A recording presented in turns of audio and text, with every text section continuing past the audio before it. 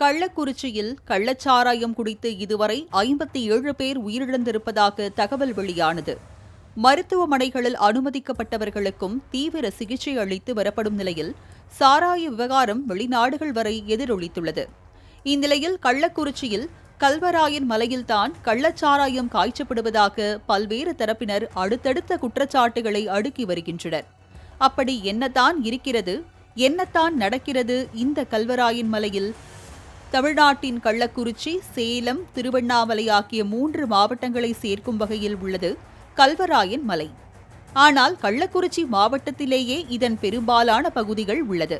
சுமார் 1100 சதுர கிலோமீட்டர் பரப்பளவு கொண்ட கல்வராயன் மலையின் உயரம் 2500 அடி உயரம் கொண்டதாகும். இந்தியா சுதந்திரம் பெறுவதற்கு முன்பிருந்தே மன்னர் ஆட்சி காலத்தில் மிகவும் முக்கியத்துவம் வாய்ந்ததாகவே அமைந்ததுதான் இந்த கல்வராயன் மலை. சேர, சோழ, பாண்டியர்களின் ஆட்சியின் கீழ் இருந்து வந்த கல்வராயன் மலை 1360ஆம் ஆண்டுகளுக்கு பிறகு விஜயநகர பேரரசின் கீழ் வந்தது. அப்போது விஜயநகர பேரரசின் போர்ப்படை தளபதிகள் வேட்டையாடும் ஒரு பகுதியாக இந்த பகுதி விளங்கியது. ஒரு சமயத்தில் நாடுகளில் இருந்து கல்வராயன் மலைப்பகுதிக்கு வேட்டைக்கு வந்த தளபதிகள் அதிக நாட்கள் தங்கியதாக கூறப்படுகிறது. இதனால் தங்கள் கணவன்மார்கள் இறந்து போனதாகவே நினைத்த பெண்கள் விதவை கோலத்திற்கு மாறிவிட்டார்களாம்.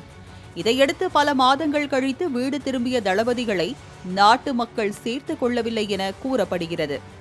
இதனால் மீண்டும் கல்வராயன் மலையிலேயே தஞ்சமடைந்தனர் போர் வீரர்கள்.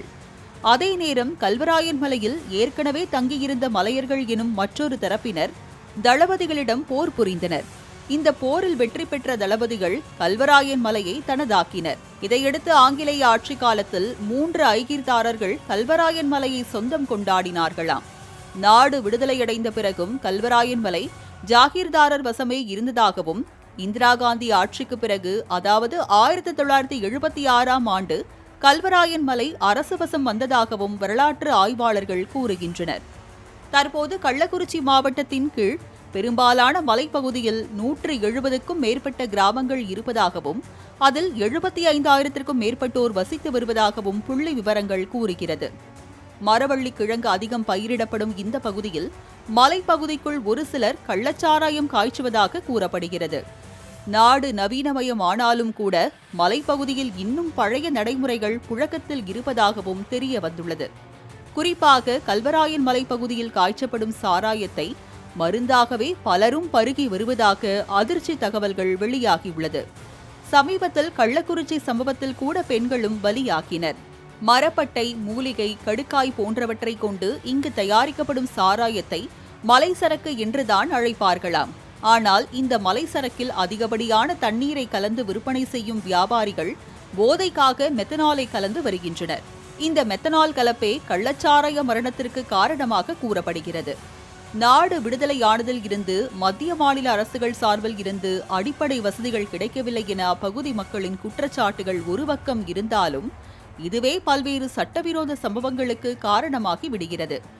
அந்நியர்கள் யாரும் நுழைய முடியாத வகையில் காவலர்கள் கைது செய்ய வந்தாலும் காடுகளுக்குள் நுழைந்தோடி ஒளியும் வகையில் மற்றும் சட்டவிரோத கும்பலை தேடி செல்லும் போலீசார் திரும்பி வராத வகையிலும் ஆபத்தான பகுதியாக அமைந்துள்ளது இந்த வனப்பகுதி. இந்த வனப்பகுதியை சுற்றுலாத்தலமாக மாற்றினால் சாராயம் காய்ச்சுவதை தடுக்க முடியும் என தற்போது புதிய கோரிக்கைகள் முன்வைக்கப்பட்டு வருகிறது. கள்ளக்குறிச்சி சம்பவத்தில் கண்டுக்குட்டி உள்பட 15 பேர் கைது செய்யப்பட்டாலும் கல்வராயன் மலையை சுற்றி 1000 கண்டுக்குட்டிகள் உருவாகலாம். சேலம், தருமபுரி, கள்ளக்குறிச்சி, திருவண்ணாமலை ஆகிய 4 மாவட்டங்களை சேர்ந்தவர்கள் வறுமையை போக்குவதற்காகவும், படித்தும் வேலை கிடைக்காத காரணங்களுக்காகவும் சாராயம் காய்ச்சும் வேலையில் ஈடுபட்டு வருவதாக கூறப்படுகிறது. கள்ளச்சாராயம் குடித்து இறந்த பின்பு லட்சக்கணக்கில் நிதியுதவி அளிப்பதை காட்டிலும் சாராய விற்பனையில் ஈடுபடுபவர்களை இந்த தொழிலில் ஈடுபட முடியாத வண்ணம் மாற்று வழியை உருவாக்குவதே நிரந்தர தீர்வாய் அமையும்.